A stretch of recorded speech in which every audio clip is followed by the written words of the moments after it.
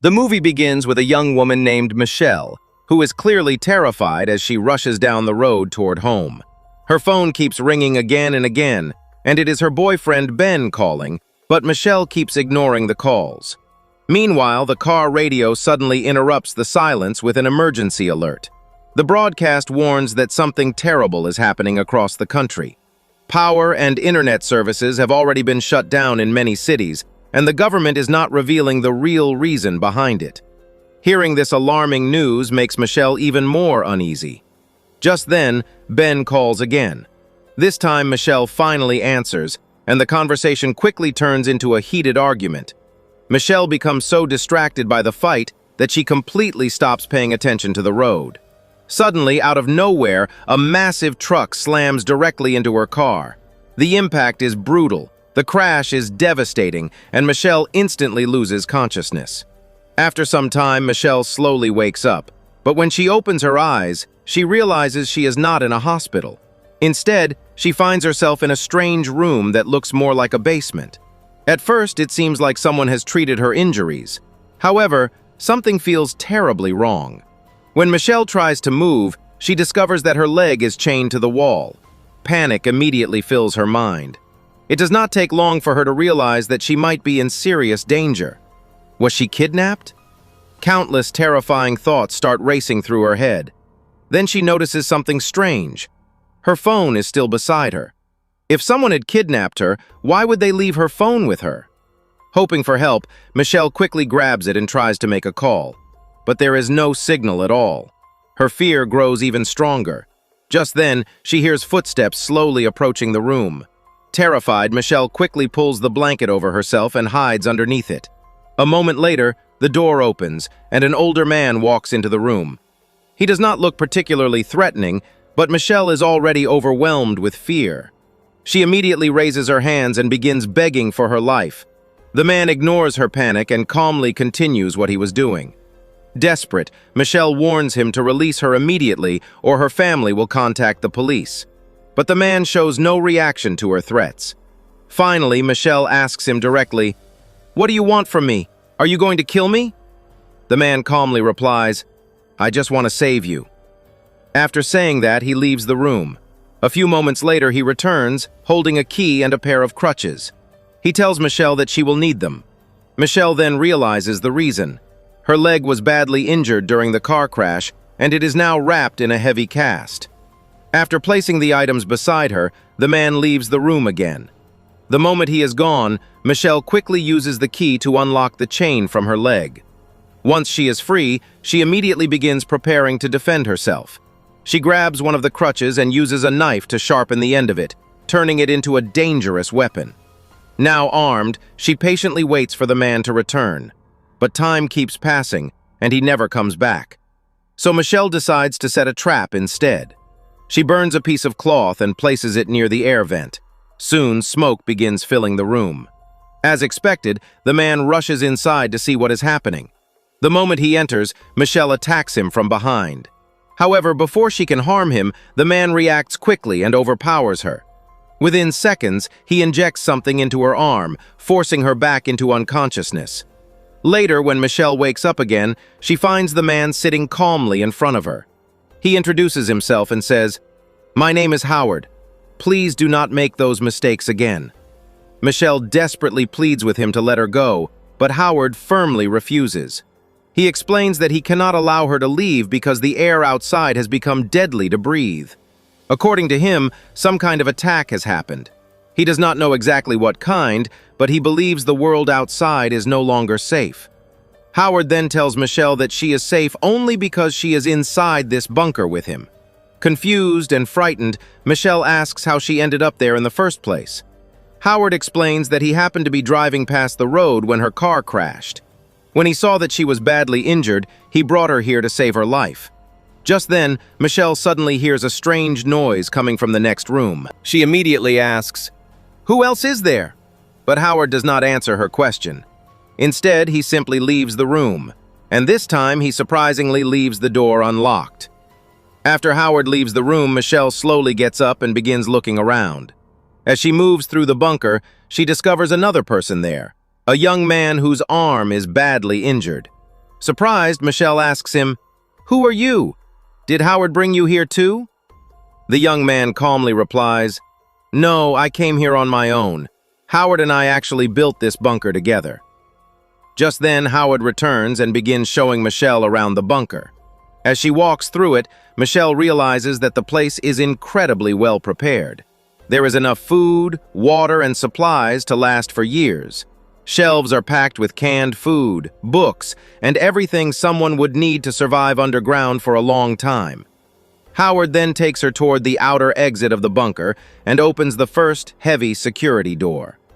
Through the small window of the second door, Michelle looks outside. What she sees is deeply disturbing. Two pigs lie outside in terrible condition, clearly dying in pain. Their bodies look horribly burned and damaged. As Michelle continues looking outside, she notices Howard's truck parked nearby. Something about it immediately catches her attention. The truck has visible crash damage. In that moment, Michelle realizes something terrifying.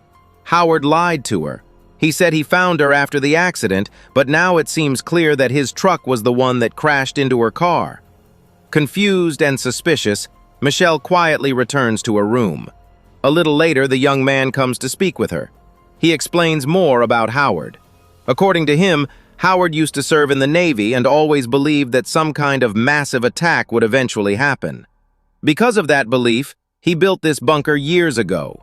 The young man says, "I helped him build it. After that, he stored enough food and water to survive here for 4 years." He continues explaining that at first he never believed Howard's warnings either. But a few days earlier, everything suddenly changed. The government announced a national emergency. Power and internet services across the country suddenly stopped working. Then he saw something strange in the sky, a bright red flash. At that moment, he became convinced that some kind of attack had happened. That is why he immediately ran to this bunker for safety. Michelle listens carefully and then asks him, "Are you really sure there is a war happening outside?" The young man replies firmly, "Yes, and the air outside has become poisonous. Humans cannot breathe it anymore. If we do, we will become sick and die. That is why we must stay here. We can live safely in this bunker for 4 years until the air becomes safe again." But Michelle is not convinced. She responds, "I do not believe that story. That red flash could have just been fireworks. Maybe Howard is lying to both of us about the air outside. Maybe there is no attack at all. When I was near the door earlier, I even heard a car driving outside."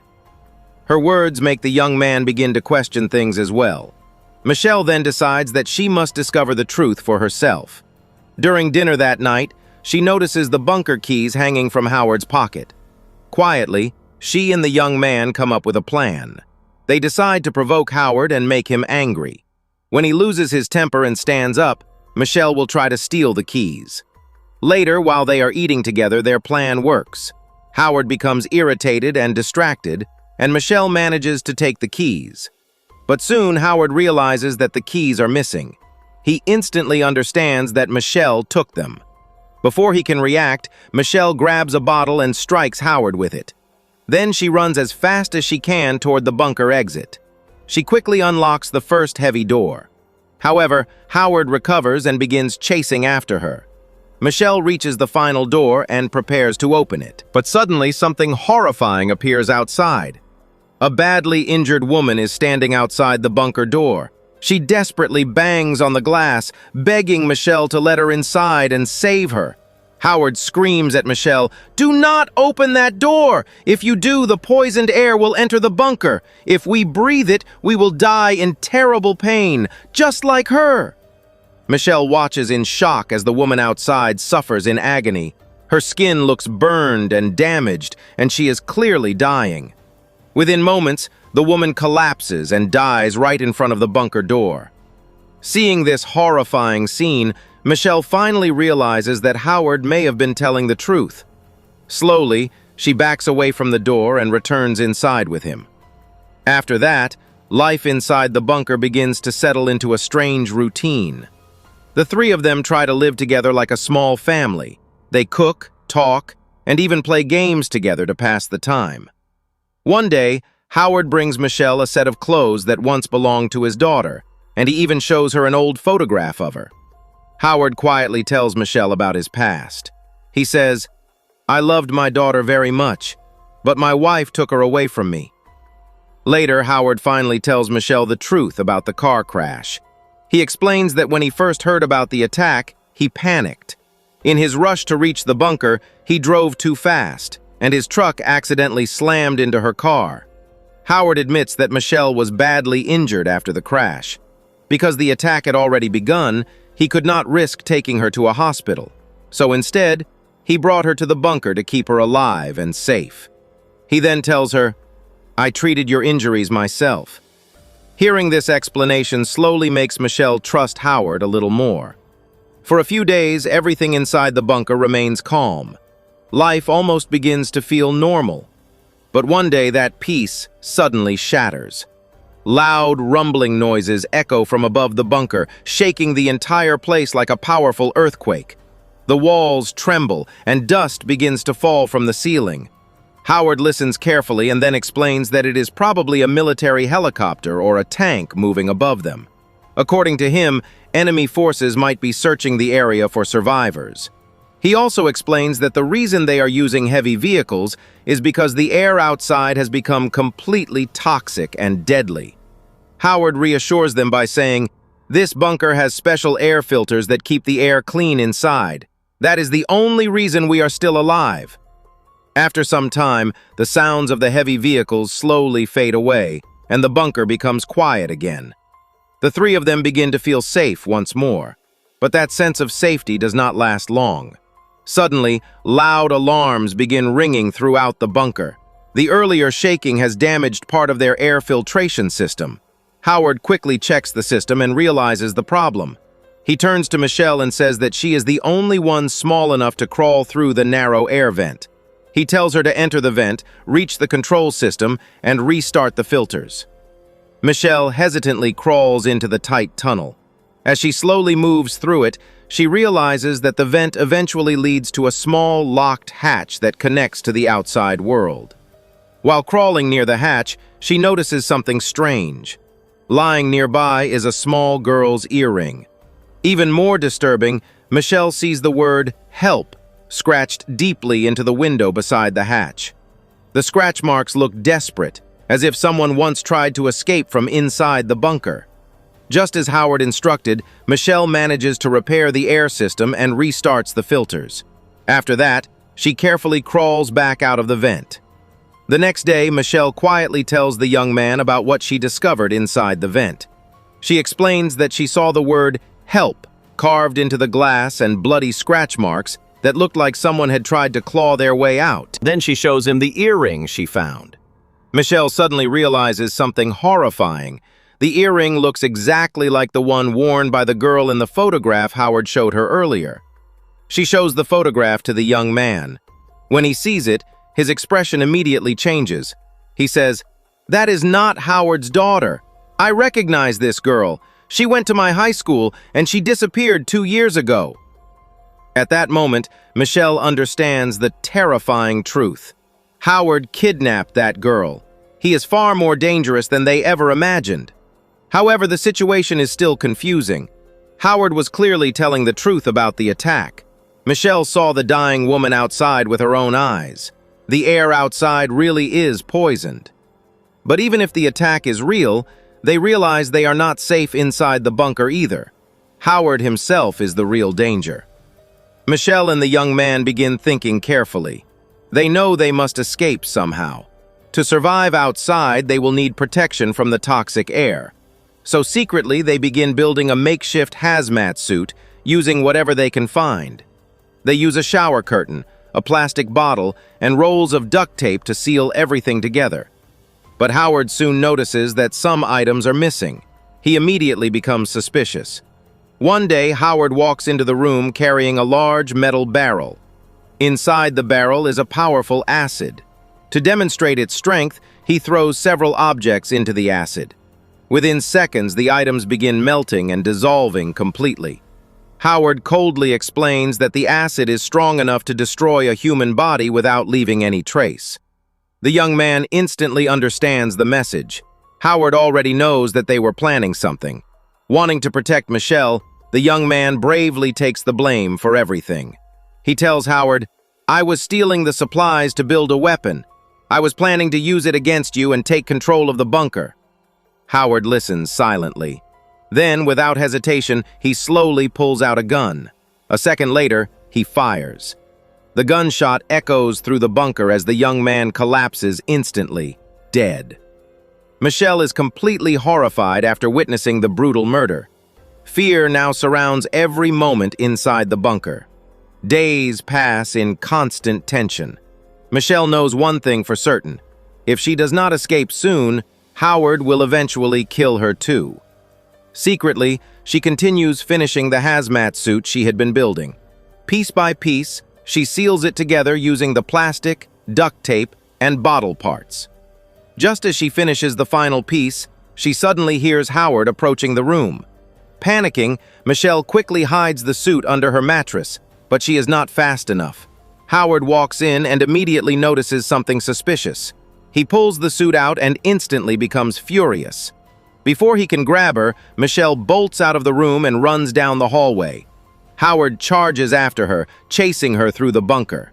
Michelle begins knocking objects over behind her, hoping to slow him down. But Howard is relentless and continues gaining on her. Instead of running toward the front exit, Michelle suddenly turns into the supply room. Inside the room sits the large barrel filled with powerful acid. Thinking quickly, Michelle pushes the heavy barrel with all her strength. The barrel crashes to the ground and acid spills across the floor. A moment later, Howard rushes into the room, but the floor is already covered with acid. He slips, falls forward, and lands directly into the burning liquid. Within seconds, the acid begins destroying his body. Howard screams in agony as the chemical burns consume him. In a horrifying moment, he dies instantly. Michelle does not waste a second. She immediately climbs into the air vent above and begins crawling toward the escape hatch. Moving quickly through the tight tunnel, she reaches the ladder leading to the outside hatch. Climbing up carefully, she pulls out a small container of acid she brought with her. She pours it onto the metal lock, slowly melting it away. After the lock weakens, Michelle pushes the heavy hatch open. Before stepping outside, she quickly puts on her homemade hazmat suit and mask. Then she climbs out of the bunker for the first time. Outside, she notices something unexpected. Birds are flying freely in the sky. If the air were still poisonous, the birds would not be alive. Slowly, Michelle removes her mask and takes a deep breath. Fresh air fills her lungs. The outside world feels clean and alive again. For the first time in a long time, she feels truly free. Looking around, she spots Howard's truck parked nearby and decides to use it to escape the area. But just as she approaches the truck, a strange mechanical sound echoes from above. Michelle looks up and sees something unbelievable. A massive alien spacecraft slowly descends from the sky. A terrifying alien creature drops down from the ship and immediately notices her. Michelle freezes in shock. Howard may have been insane, but he was right about one thing. Earth really was under attack.